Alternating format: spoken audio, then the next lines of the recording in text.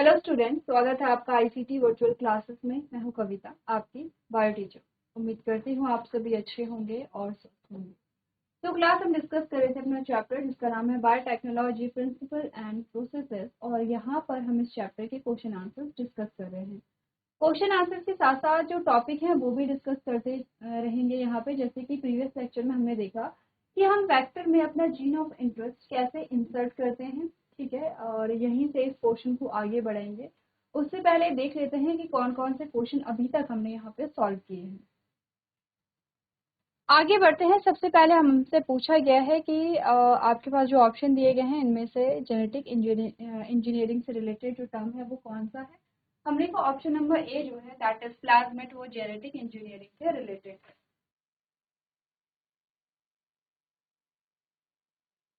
चलिए आगे बढ़ते हैं और नेक्स्ट क्वेश्चन देखते हैं। नेक्स्ट क्वेश्चन में हमने क्या डिस्कस किया है। Manipulation of DNA in genetic engineering become possible due to the discovery of. यहाँ पे जो डीएनए में जो भी किसी भी टाइप का आप क्या कर रहे हैं, मैनिपुलेशन कर रहे हैं, तो ये किसकी वजह से पॉसिबल हो पाया है, रिस्ट्रिक्शन एंडोन्यूक्लियस की वजह से पॉसिबल हो पाया है। और यहीं पर हमने बात की थी कि कैसे हम अब वेक्टर में अपना जीन ऑफ इंटरेस्ट को फिट कर सकते हैं। साथ ही साथ हमने ये भी डिस्कस किया था कि जिस रिस्ट्रिक्शन एंडोन्यूक्लियस का यूज हम डीएनए को कट करने के लिए कहीं करेंगे, सेम उसी रिस्ट्रिक्शन एंडोन्यूक्लियस का यूज हम प्लाज्मिड को कट करने के लिए करेंगे। तो यहाँ तक की बात हो गई थी। ये ECOR1 का एग्जाम्पल हमने लिया था यहाँ पे। नेक्स्ट PCR के बारे में क्वेश्चन पूछा गया है एंड प्लाज्मिड के बारे में क्वेश्चन पूछा गया है, ठीक है। ये आपसे पूछा गया है कि उस सीक्वेंस को बताइए जो कि यहाँ पर डीएनए में जो प्लाज्मिड है या जो वेक्टर है उसमें लिंक्ड डीएनए की कॉपी नंबर को कंट्रोल करता है। तो ORI हमारा यहाँ पे सही ऑप्शन आता है। नेक्स्ट है antibiotic in genetic engineering are use. Antibiotic को जेनेटिक इंजीनियरिंग में यूज किया जाता है कैसे। फर्स्ट कहता है as a sequence from where replication start, एक सीक्वेंस के रूप में जहाँ से रेप्लिकेशन स्टार्ट होती है। या सेकेंड ऑप्शन कहता है to keep the culture free of infection. Third कहता है to select a healthy vector and last कहता है एज अ सेलेक्टेबल मार्कर। हमारा सही जो आंसर आया है वो आया है एज सेलेक्टेबल मार्कर, ठीक है। देखो इस क्वेश्चन यहाँ से आगे बढ़ने से पहले थोड़ा सा बात करेंगे एंटीबायोटिक कैसे एज अ सेलेक्टेबल मार्कर यहाँ पे काम करते हैं, ये हमें देखना है। एक बार आप लोग बताओ कि एंटीबायोटिक्स का क्या यूज होता है एज अ सेलेक्टेबल मार्कर, यानी कि सेलेक्टेबल मार्कर क्या करेंगे, सिलेक्शन में काम करेंगे। क्या सेलेक्ट करेंगे, ये non recombinant and recombinant cell को यहाँ पे क्या करेंगे, अलग अलग करते हैं। एक बार देखो बताओ सेलेक्टेबल मार्कर कैसे यहाँ पे काम करते हैं और antibiotics as a selectable marker कैसे काम करता है।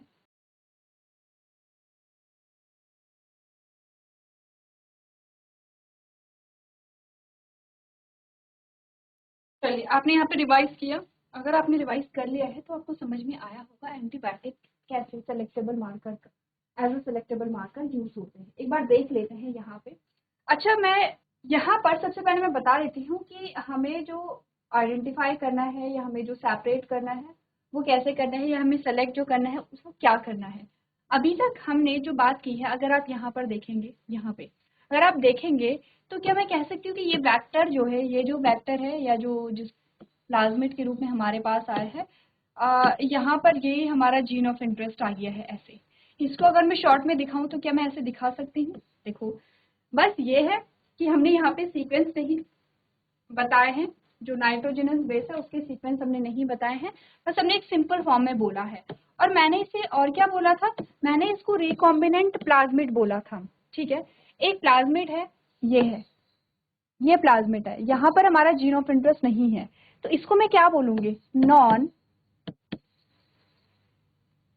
रिकॉम्बिनेंट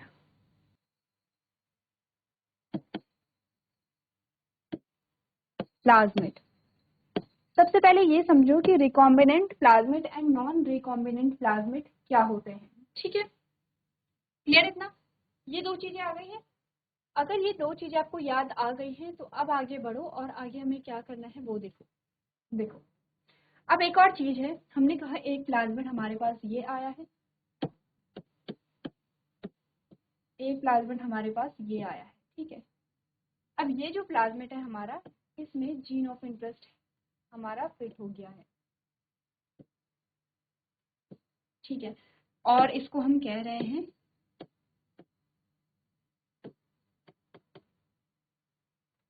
रिकॉम्बिनेंट प्लाज्मिड, ठीक है। लेकिन ये पूरी प्रोसेस जो है वो माइक्रोस्कोपिक है, क्योंकि माइक्रोस्कोपिक है तो हमें ऐसे पता नहीं चलेगा कि कौन सा प्लाज्मिड रिकॉम्बिनेंट है और कौन सा प्लाज्मिड यहाँ पे नॉन रिकॉम्बिनेंट है। तो हम ऐसा तो नहीं है कि हमें पता है कि अच्छा ये रिकॉम्बिनेंट प्लाज्मिड है और इसी को हम इंट्रोड्यूस कर रहे हैं यहाँ पर बैक्टीरिया सेल में, ऐसा नहीं होता है। हम क्या करेंगे, यहाँ पर जो वैक्टर है वो एक से ज्यादा वैक्टर को इंट्रोड्यूस करते हैं, क्योंकि हमें अभी एग्जैक्टली पता नहीं है कौन सा हमारा रिकॉम्बिनेंट प्लाज्मिड होगा, ठीक है। तो आपने कहा कि यहाँ पर जब हम इस वेक्टर को इंट्रोड्यूस करते हैं या इस प्लाज्मिड को इंट्रोड्यूस करते हैं बैक्टीरिया सेल में, तो हमारे पास कुछ कंडीशन आती है। कौन कौन सी कंडीशन आती है, यहाँ पर देखो। एक बैक्टीरियल सेल ये है, एक बैक्टीरियल सेल ये है, और एक बैक्टीरियल सेल ये है। तो एक्चुअली में हमारे पास 3 कंडीशन आती है। 3 कंडीशन में ये है कि पहली कंडीशन यहाँ पर हमारे पास आती है कि हमें एक ऐसी सेल मिलती है, ये इसका जेनेटिक मटेरियल है, ठीक है। जेनेटिक मटेरियल बना देंगे हर एक सेल में।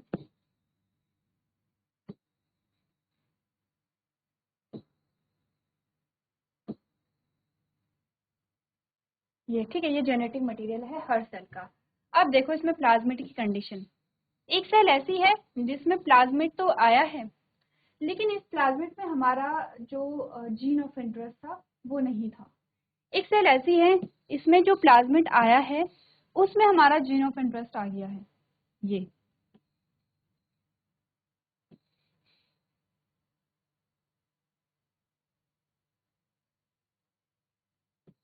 ठीक है। और एक सेल ऐसी आई है कि जिसमें प्लाज्मिड गया ही नहीं है। तो cell number 1, cell number 2 and cell number 3, हमारे पास 3 कंडीशन आती है। अब हमें कौन सी सेल चाहिए ये ध्यान दो। बताओ हमें कौन सी सेल चाहिए इनमें से। हमें वो सेल चाहिए होगी जिसमें हमारा जीन ऑफ इंटरेस्ट होगा, ठीक है। तभी तो हमें क्या करना है, यहाँ पे सिलेक्शन करना है। क्लियर है, यही तो हमने बोला है। तो एक्चुअली में हमें कौन सी सेल चाहिए, हमें सेल नंबर 3 चाहिए। 3rd सेल हमें चाहिए जिसमें हमारा जीन ऑफ इंटरेस्ट होगा। हम ये सारी प्रोसेस कर ही इसीलिए रहे हैं जिससे कि हमें हमारा जीन ऑफ इंटरेस्ट मिल सके, ठीक है। अब अगर इन सेल के नाम मैं बोलूँ तो इन सेल के नाम हमारे पास क्या आते हैं। क्या इस सेल को मैं नॉन रिकॉम्बिनेंट सेल बोलूँ, नहीं, नॉन ट्रांसफॉर्मेंट, ठीक है। यहाँ पे ट्रांसफर हुआ ही नहीं है, रिकॉम्बिनेंट तो बाद में आएगा।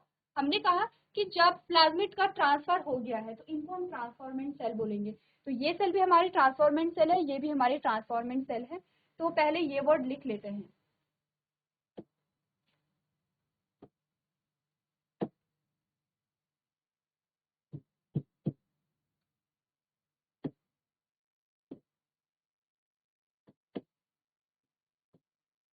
ये भी हमारी ट्रांसफॉर्मेंट सेल है, और ये सेल नंबर 3rd जो है या 2nd 3rd जो है मैं ऊपर लिख रही हूँ ताकि हमारे पास नीचे नाम लिखने के लिए स्पेस रह जाए, ठीक है। तो ये 1st सेल है, ये 2nd सेल है, और ये 3rd सेल है। तो ये ट्रांसफॉर्मेंट सेल है, ये भी हमारे पास आती है ट्रांसफॉर्मेंट सेल,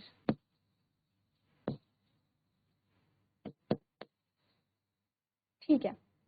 और ये हमारे पास आती है नॉन ट्रांसफॉर्मेंट सेल।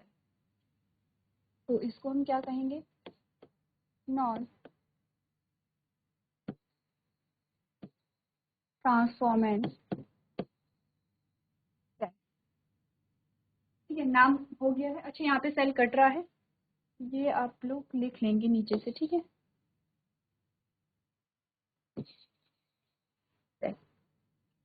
तो क्या नाम पूरा हो गया है, अभी नाम पूरा नहीं हुआ है। देखो इनमें ट्रांसफर हुआ है तो इनको हम ट्रांसफॉर्मेंट सेल कह रहे हैं। बट इन दोनों में डिफरेंस भी तो है। इसमें आपने कहा कि जो प्लाज्मिड आया है वो रिकॉम्बिनेंट प्लाज्मिड आया है, इसमें जो प्लाज्मिड आया है वो नॉन रिकॉम्बिनेंट प्लाज्मिड आया है। नॉन रिकॉम्बिनेंट प्लाज्मिड कैसा है, जिसमें कोई रिकॉम्बिनेशन नहीं हुई है। तो इसका नाम क्या है, यहाँ पे इसका नाम है नॉन रिकॉम्बिनेंट प्लाज्मिड, ठीक है। तो जिस सेल में नॉन रिकॉम्बिनेंट प्लाज्मिड आया है, क्या हम उसको कह सकते हैं नॉन रिकॉम्बिनेंट ट्रांसफॉर्मेंट सेल? क्या मैं इसका नाम बोल सकती हूँ कि नॉन रिकॉम्बिनेंट ट्रांसफॉर्मेंट सेल है? अब मैं इसको हटा दूं, इरेज कर दूं। चलो, तो इसका नाम हमने बोला नॉन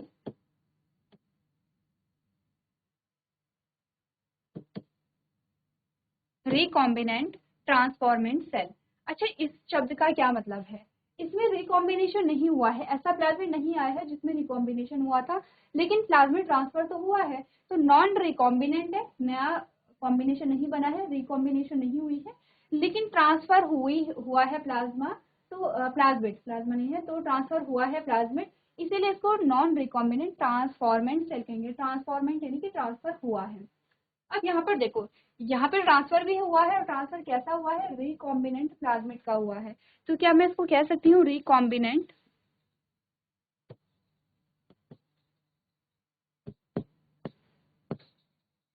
ट्रांसफॉर्मेंट सेल? क्या मैं इसको कह सकती हूँ रिकॉम्बिनेंट? क्योंकि यहाँ पे रिकॉम्बिनेंट प्लाज्मिड आया है, और ट्रांसफर क्योंकि हुआ है जीन ऑफ इंटरेस्ट का, तो इसको मैं कहूंगी रिकॉम्बिनेंट, नया कॉम्बिनेशन बना है।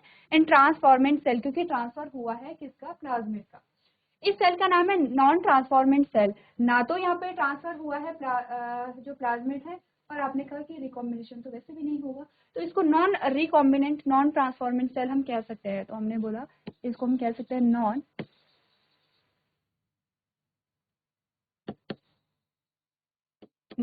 Recombinant non transformant cell. अब ध्यान दो, ध्यान क्या देना है? देखो, हमें यहीं पर अब हमारे पास तो ये तीनों टाइप के सेल आएंगे, और हमें कौन सी चाहिए? हमारे पास हमें ये वाली सेल्स चाहिए, ठीक है। तो हमें सेलेक्ट करना है, हमें चूज करनी है वो सेल जो रिकॉम्बिनेंट ट्रांसफॉर्मेंट सेल होगी। किससे?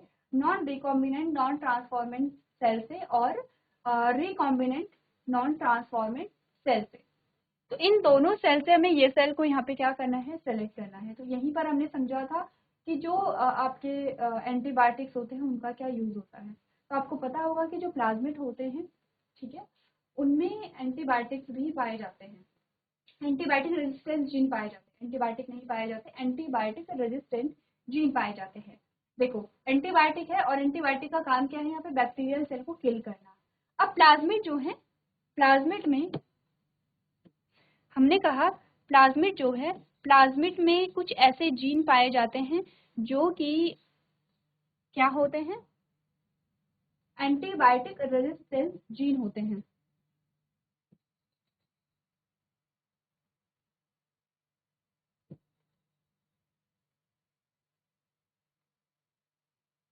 क्या नाम बोला है? एंटीबायोटिक रेजिस्टेंस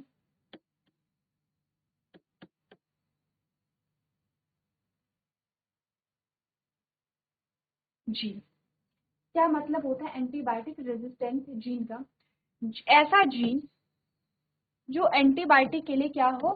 एंटीबायोटिक के एक्शन को क्या करती हो? रेजिस्ट करती हो, रोकती हो। यानी कि एंटीबायोटिक रेजिस्टेंट जीन क्या करेगा?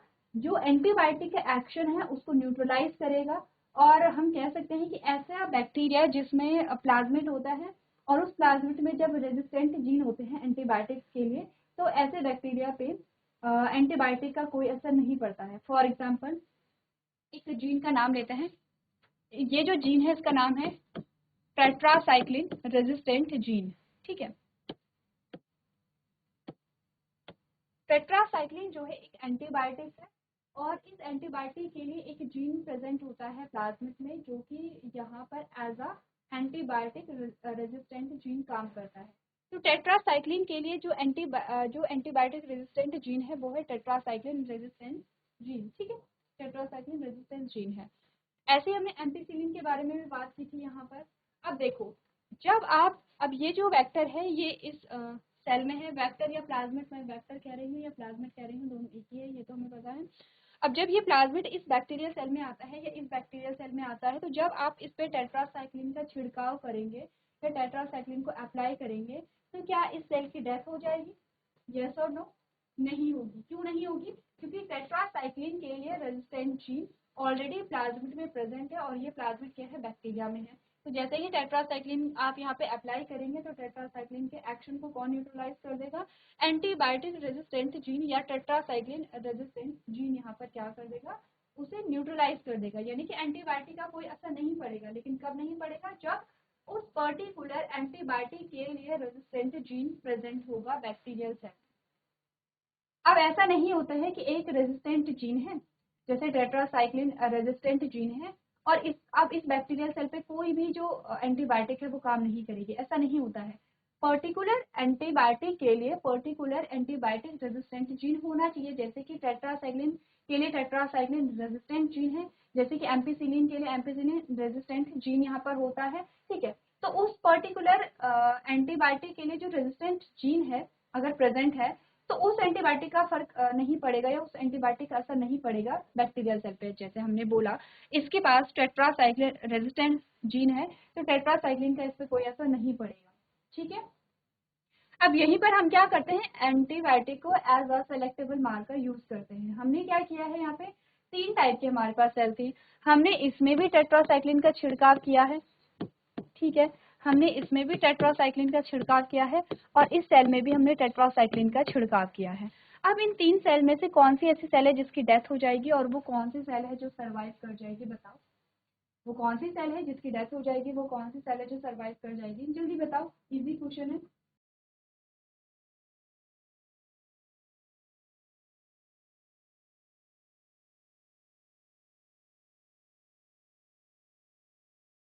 तो इजी है, आपने कहा कि जहां पर टेट्रासाइक्लिन का असर उस सेल पे नहीं पड़ेगा जिसमें टेट्रासाइक्लिन रेजिस्टेंट जीन होगा, जो कि हमारी सेल नंबर 2 एंड 3 होगी। अगर हम यहाँ की बात करें तो हमने कहा यहाँ पे प्लाज्मिड ही नहीं है, प्लाज्मिड नहीं है तो टेट्रासाइक्लिन रेजिस्टेंट जीन नहीं होगा और इस वजह से जब आप टेट्रासाइक्लिन इस सेल पे डालेंगे तो एंटीबायोटिक की वजह से ये सेल क्या हो जाएगी, यहाँ पे डिस्ट्रॉय हो जाएगी, यानी कि ये समाप्त हो जाएगी, ठीक है।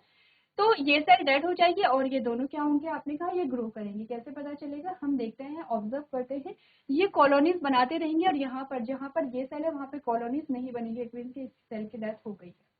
तो ये तो हमने यहाँ पे सेपरेट कर दी है नॉन रिकॉम्बिनेंट सेल को रिकॉम्बिनेंट सेल से। ये नॉन रिकॉम्बिनेंट है, ये दोनों ही रिकॉम्बिनेंट सेल हमारे पास यहाँ पे आती है, ठीक है। ये नॉन रिकॉम्बिनेंट है और ये हमारे पास क्या है, यहाँ पे ये भी हमारे पास नॉन रिकॉम्बिनेंट है, ये हमारे पास रिकॉम्बिनेंट है।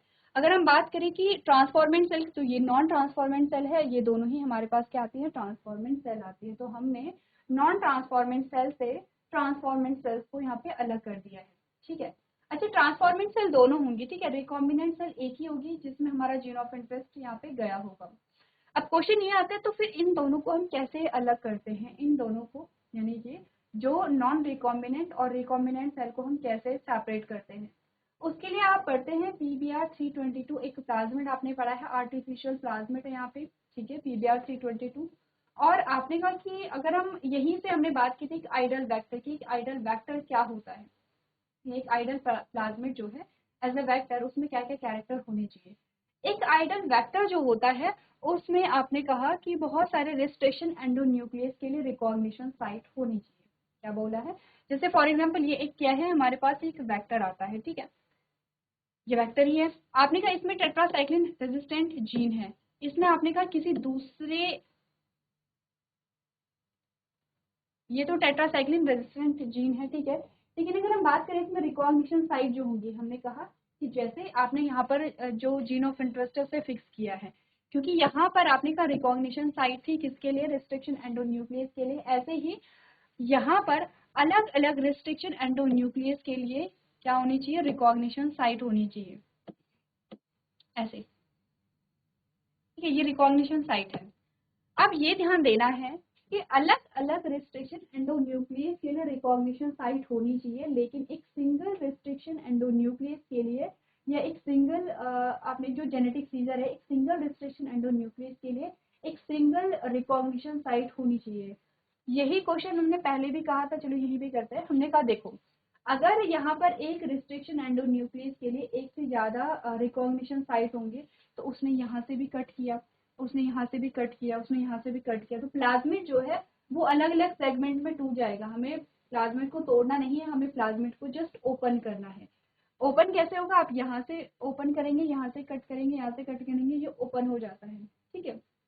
बीच में आपने क्या किया है, अपनी जो जीन ऑफ इंटरेस्ट है उसे आपने फिक्स किया और यहाँ पर हमारे पास रिकॉम्बिनेंट प्लाज्मिड आ जाता है।